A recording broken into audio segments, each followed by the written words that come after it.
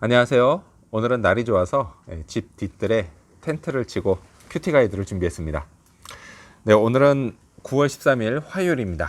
오늘은 에베소서 5장 15절에서부터 21절까지를 본문으로 큐티 가이드를 시작하겠습니다. 먼저 오늘 이 본문을 통해 제가 묵상한 하나님은 경배와 찬양을 받으시는 분입니다. 19절 말씀을 읽겠습니다.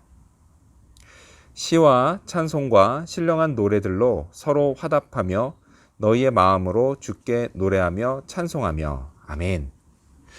하나님은요, 저의 노래와 찬송을 받으십니다. 대개 이걸 경배와 찬양이라고 하죠. 자, 경배와 찬양은 둘 다 하나님을 높이는 노래인데요. 굳이 차이점이 있다면 경배는 하나님의 하나님 되심을 고백하며 영광을 올려드리는 것이라고 한다면 찬양은 내게 베푸신 하나님의 은혜를 생각하며 감사를 올려드리는 것입니다. 피조물은요, 창조주께 마땅히 경배와 찬양을 올려야 합니다. 피조물인 인간인 저도 마찬가지죠. 제게 이것은요, 해도 되고 안 해도 되는 선택사항이 아니라 당연히 해야 하는 의무사항입니다.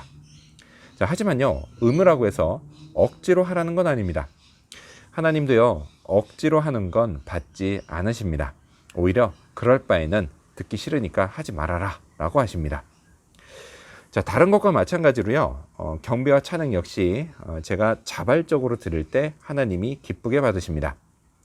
자, 그런데 참 신기한 건요, 그걸 받으시는 하나님만 기쁘신 게 아니라 동시에 그걸 드리는 저도 마음에 기쁨이 넘친다라는 것입니다.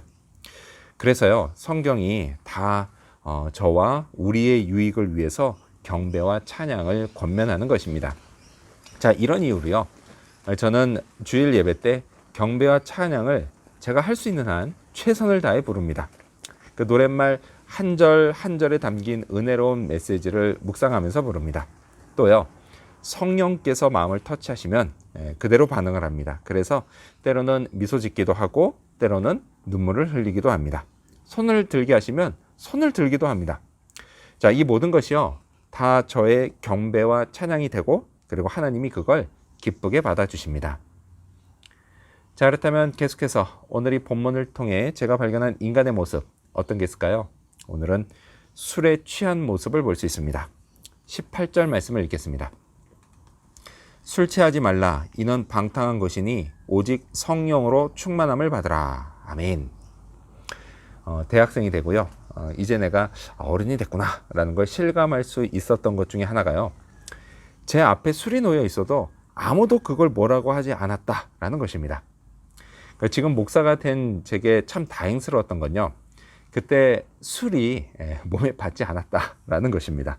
제가요, 원래 술을 못 마시는 사람이라는 걸 그때 확인했습니다. 자, 그리고요, 시간이 지나서요, 저는 예수님을 믿고 크리스찬이 됐습니다. 자, 이런 저에게 친구들이 자주 했던 질문이 있습니다. 교회 다니는 사람은 술 마시면 안 돼? 그럼 저는 안 돼 라고 답했고요. 왜 안 되냐는 이어지는 질문에 교회에서 마시지 말래 라고 답했습니다. 사실 그때는 마시면 안 되는 이유를 잘 몰랐습니다. 하지만요, 지금은 분명히 압니다. 자, 크리스찬은 술을 마시면 되나 안 되나? 이 질문은요, 성경에 기록된 말씀, 그 말씀만 놓고 보면 딱 떨어진 답을 하기가 참 애매한 질문입니다. 성경에는요, 술을 권하는 말씀이 나오기도 하고요, 결정적으로 예수님이 포도주를 마셨다는 기록도 있기 때문입니다. 자, 그런데요, 지금 읽은 28절은 애매하지 않고 딱 떨어지는 말씀입니다. 술 취하지 말라.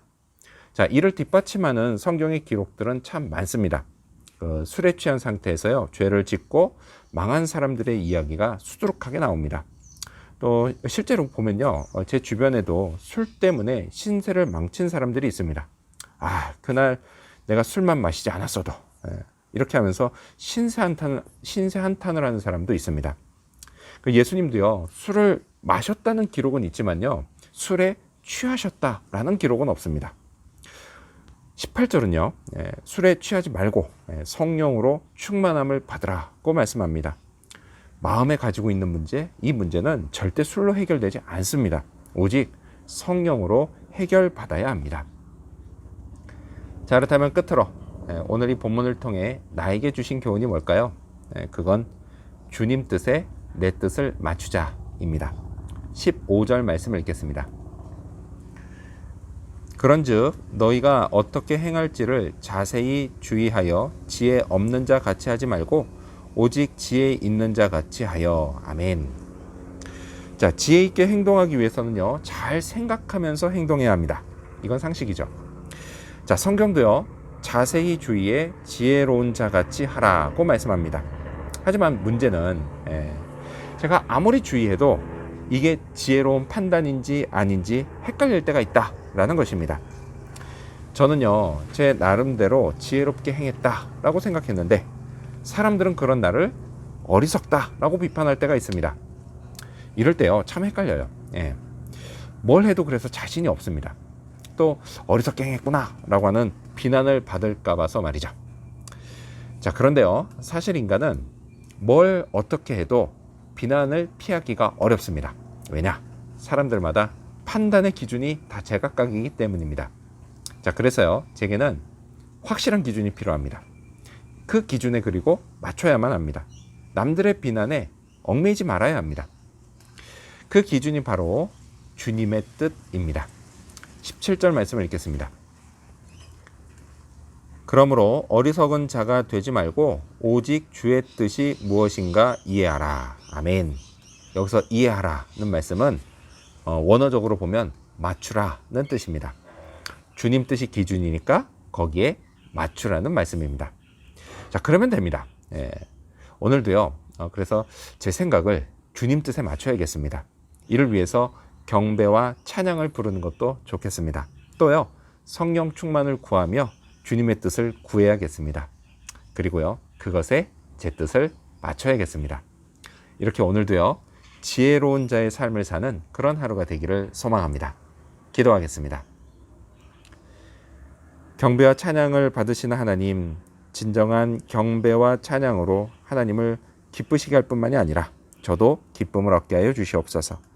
또 술이 아닌 성령 충만을 구하게 하여 주시옵소서. 그리고 이를 통해 주님 뜻에 제 뜻을 맞추게 하여 주시옵소서. 오늘도 세상의 눈이 아닌 오직 주님의 눈, 주님의 뜻을 따라 사는 그런 하루가 되도록 도와주시옵소서.